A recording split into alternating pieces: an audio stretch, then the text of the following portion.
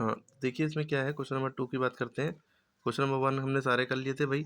Principal दिया है, principal इसे कहते हैं, स्कूल वाले प्रिंसिपल नहीं, स्पेलिंग तो वही होती है स्कूल वाले प्रिंसिपल की। लेकिन इसका मतलब होता है जो बैंक में हम पैसे जमा करते हैं या बैंक से लोन लेते हैं, दोनों को प्रिंसिपल कहते हैं। जो जमा करे या 1800 जमा करे तो बैंक हमें कह रहा है 5% हम आपको फ़ायदा देंगे हर साल पे।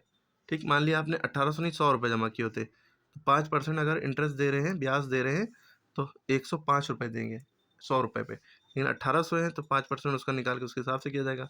और टाइम 1 साल में 105 जैसे मिल रहा था 100 रुपये में, और 2 साल के लिए तो उस हिसाब से डबल कर देते हैं ना। इस तरह से मामला होता है। और इंटरेस्ट माने ब्याज होता है। और बैंक में इस्लाम के अकॉर्डिंग बैंक में पैसे जमा करना ही मना है जहाँ से आपको ब्याज मिले।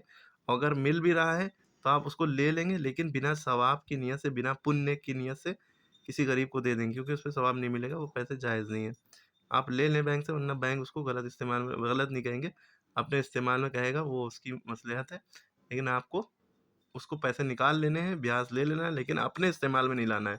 किसी गरीब को बिना सवाब की नीयत से दे देना, ठीक? तो एक मसला हो गया, अपने आलिम या मुफ्ती साहब से पूछ सकते हैं, ठीक है?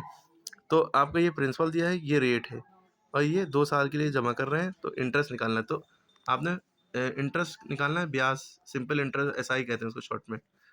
अब इंस्पेक्टर नहीं, सिंपल इंटरेस्ट, ठीक है? इसका फॉर्मूला होता है, ये जो प्रिंसिपल है और ये रेट है और ये जो टाइम है, इन तीनों को मल्टीप्लाई कर दो। पीआरटी शॉर्ट में, पीआरटी अपॉन 100 इसलिए करते हैं क्योंकि रेट में परसेंटेज लगाओ, तो जब भी परसेंटेज लगाओगे उसके अपॉन में 100 ज़रूर आएगा, ठीक है? तो पीआरटी अपॉन 100। पी की वैल्यू रखी 1800, रेट की वैल्यू रखी 5, टाइम की वैल्यू रखी 2 दी थी 2 साल, रखी 0 0 कटा, 18 इंटू 5 इंटू 2 सबको मल्टीप्लाई कर दिया। अरे 2 5 10 इंटू 18 180 हो गया। तो ये इंटरेस्ट आपका आ गया। और अमाउंट भी निकालना है, तो अमाउंट यानी कि बैंक आपको कितने रुपए वापस करेगा।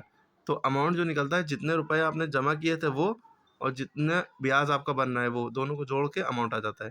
क्योंकि अमाउंट का फॉर्मूला होता है प्रिंसिपल प्लस इंटरेस्ट, जितने जमा किए थे जितना ब्याज मिलेगा, दोनों को जोड़ दो, ठीक है? इसी तरह ये सारे पार्ट करिए, जब आप करेंगे तो आपको आएगा, नहीं करेंगे तो नहीं आएगा। इसी तरह क्वेश्चन नंबर ये सारे पार्ट आपको करने हैं, ठीक है? ये बी वाला पार्ट है, सी सारे करने हैं, कमेंट में आंसर बताइए। Find the interest in the amount for 1 year when the principal and the rate of interest are given to you. अब इसमें देखिए क्या करना है, फाइंड द इंटरेस्ट यानी ब्याज निकालना है, और अमाउंट निकालना है, कितना बैंक आपको देगा। टाइम दिया है 1 साल, when the principal and rate of interest are given, ये प्रिंसिपल दिया है, ये रेट ऑफ इंटरेस्ट दिया, बाकी ये सवाल है।